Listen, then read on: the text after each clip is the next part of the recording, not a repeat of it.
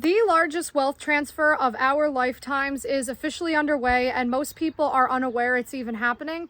$24 trillion worth of farmland is now changing hands. If you're wondering why, it's because the average age of the American farmer is over 60, and they are either retiring, passing on, or transferring their farming entity into somebody else's hands. All of this is going to go down in the next 20 years, with most of it actually happening in the next 10 years. A significant amount of U.S. farmland is going to leave the hands of the farmers that have been caring for it and stewarding it for the last 100 years. Wall Street, corporations, and foreign entities are chomping at the bit to get their hands on this farmland. Many of them don't plan on keeping it farmland. They would rather turn it into shopping strips and very ugly developments that nobody can afford, which is why it is a much better future for you and me if everyday regular Americans buy this farmland. The amount of people studying farming, preparing to go into the art of farming right now does not come nearly close to replacing the amount of farmers that are about to be done with their business, which is where I come into the mix. I'm going to go over 3 ways in this video for you to get in on the action. There has never been a better time for an American to buy farmland, to get a little slice of paradise. I understand farmland is expensive today. It costs a lot more than it used to. I just looked it up. The average cost for a U.S. acre of farmland is $4,200. Obviously, it's a lot more if you are in expensive states or near large cities, and it's a lot less if you are in the middle of nowhere and if you are buying raw land without utilities versus land that has the utilities plugged into it. For you to get in on this action, I am going to take you through the different options available to you. Most of these are not discussed anywhere. They were not shared with me in college or in books or from people I knew. I guess you could call them taboo or just simply not discussed enough in our society. Also, real quick before I dive in, I do want to reiterate, you do not need 10 acres to run a bustling farm with surplus that you sell at a farm stand or a farmer's market. You actually need less than 2 or even 1 acres. I am working just 1 acre here right now by myself without a tractor, and it is incredible the amount of yield that you can get out of just 1 acre. By letting go of the idea that you need 20 acres, this obviously becomes a more affordable pursuit for you if you're simply buying 2 or 3 acres. Do look up within your state. There are different benefits that come from buying a certain amount of minimum acreage. So in New York State, for a lot of different tax breaks and things like that, I believe the acreage minimum is 7 acres. To get in on this action with all this farmland that is now for sale, you're probably saying to yourself, where do I find this farmland? Where is it hanging out? Where's it at? I found my farmland on Zillow. I simply filtered for lots and land. I took off the check mark for structures on it and filtered for lots and lands near me. I filtered it outside of Saratoga Springs, New York. That was the city that I wanted to be near. You get to pick the city you want to be near. Do note, the farther away you are from a city, the more affordable that land is going to be. So if you're looking for 5 acres of land, only 15 minutes outside of a major city, that is going to be expensive land. For some of the best land deals, they aren't going to make it to Zillow or LandWatch. They are going to be for sale by owner or word of mouth. How you're going to find this type of land is spending time in the area where you want to buy the land.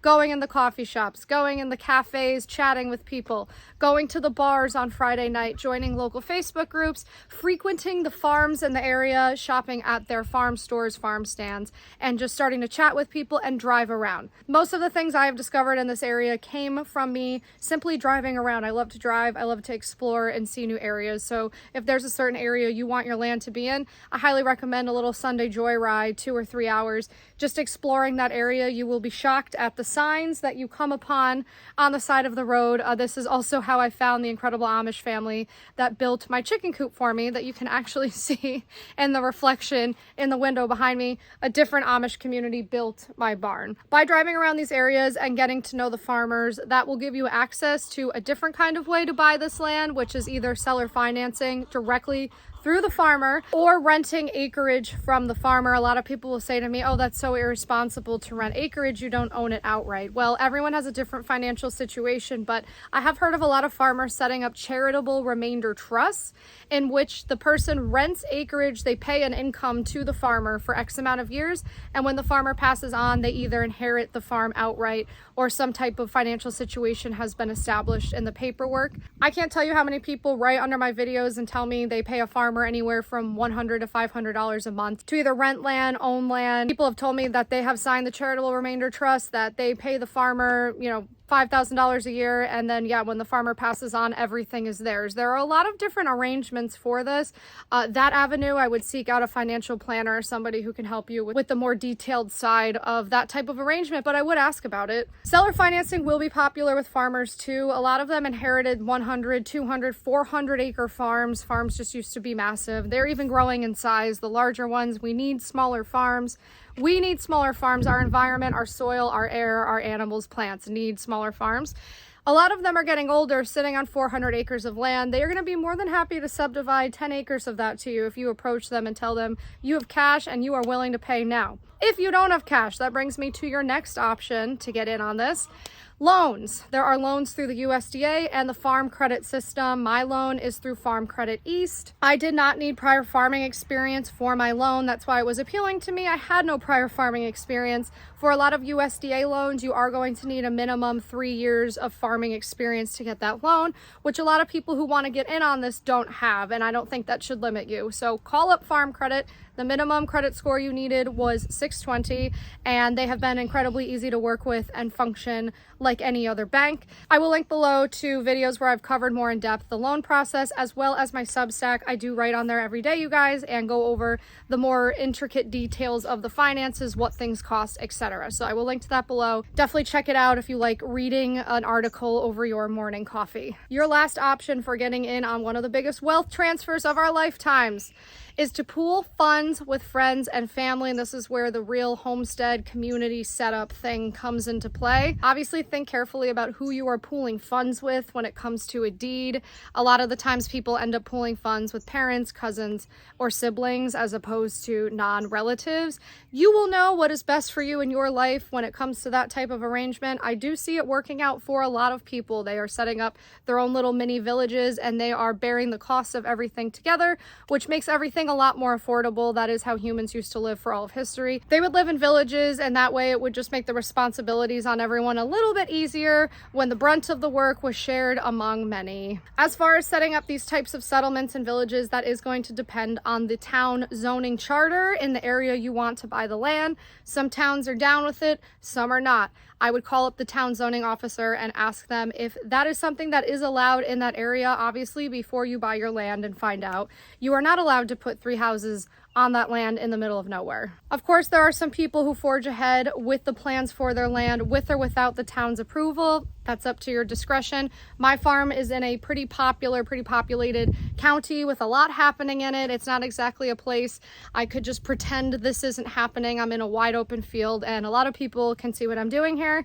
If you want to buy acreage in a far off county in the middle of the woods where no one is around and can't see what you're doing, that's all you.